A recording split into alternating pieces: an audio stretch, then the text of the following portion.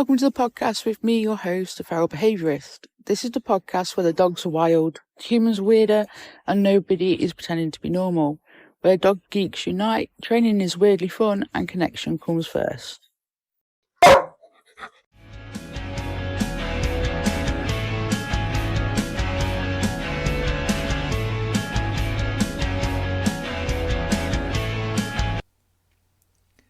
Hello, and welcome to the very first episode of the Feral Behaviourist. I'm your host, Tasha Atwood, a canine behaviourist, author, educator, and as the name suggests, someone who isn't afraid to go a little off the beaten path when it comes to talking about dogs. So, why the Feral Behaviourist? I wanted to create a space where we can step away from the polished, picture-perfect version of dog training that you often see online. Real life with dogs is messy, it's emotional, it's full of challenges, breakthroughs, and sometimes just pure chaos. And I think those are the stories worth telling. In this podcast, we'll be diving into the misunderstood, the marvellous, and the sometimes uncomfortable sides of canine behaviour.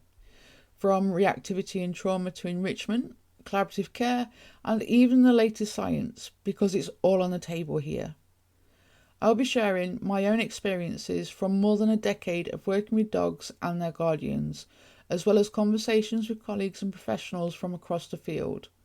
Together, we'll challenge outdated myths, amplify ethical voices, and shine a light on the dog side of the story. Most importantly, this is about connection, not control, because behaviour isn't about fixing dogs. It's about listening to them, supporting them, and building relationships that actually work in the real world. In today's episode, I just want to set the scene. I'll tell you a little about my journey, how I went from being a guardian with my own complex dogs to becoming a qualified behaviourist, why I believe in a holistic force-free approach, and what you can expect from this podcast moving forward. So, grab a cup of tea, or take me along on a walk with your dog, and let's start this journey together.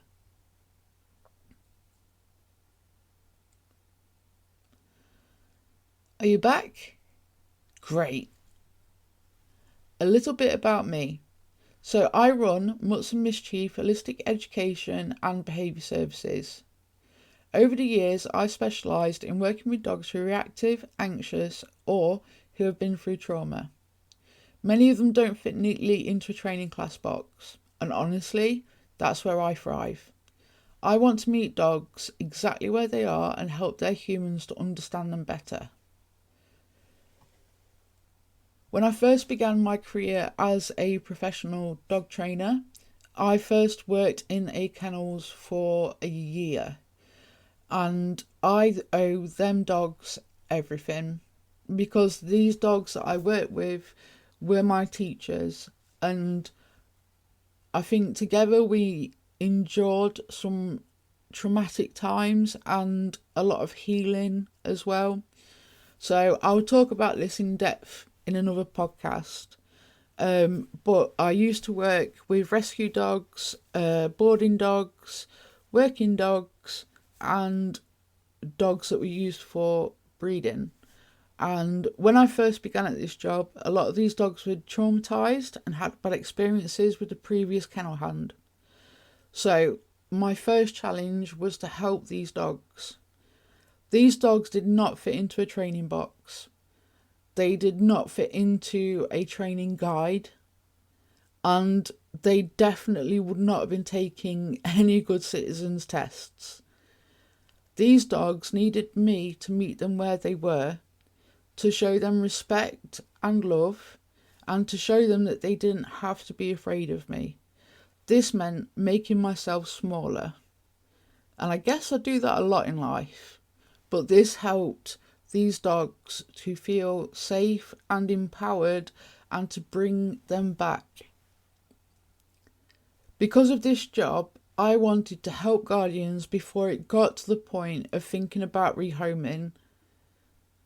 The rescue dogs that I worked with were found on the streets and they would be at the pound. The charity would then go and select dogs that they wanted to possibly rehome under their charity. Sadly, most of these dogs were adolescent dogs, 8, 9, 10 months, and often mislabeled as a 2-year-old dog. These dogs were wonderful, and these dogs were a beautiful tapestry of teachings to me and shaped me who I am. And they created Mutts and Mischief, and they shaped who I am today and how and why I work with people the way that they do. They literally built my ethical compass for me. I have my own dog, Zombie. He has had his challenges, and I adopted him at 16 weeks old after being with somebody else. Zombie is the brother to Django and Coda, my other 2 dogs, and I had never seen any of these puppies from this breeder being scared before, and unfortunately Zombie was.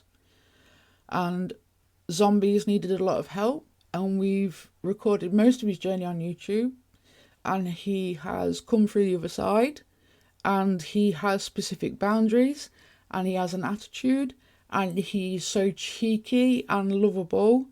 And I think Zombie truly is a champion for my philosophy in helping dogs where they are, because Zombie didn't fit into a box for training.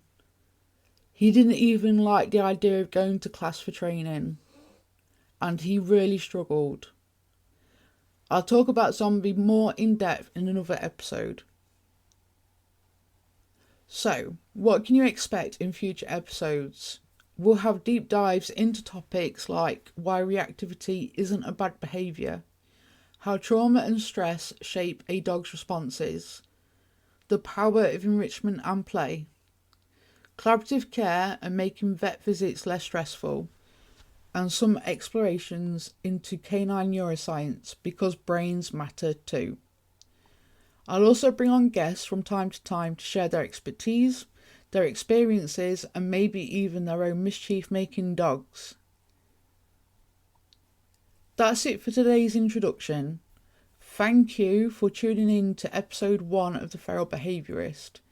If you'd like to stay connected, you can find me on social media under Mutts and Mischief, or you can visit my website, muttsandmischief.com, for resources, blogs, and details about my books and services. Don't forget to subscribe so you don't miss upcoming episodes. And if you enjoyed this, I'd love it if you could share it with a friend who cares about dogs just as much as you do. Until next time, stay kind, stay curious, and never be afraid to go a little feral.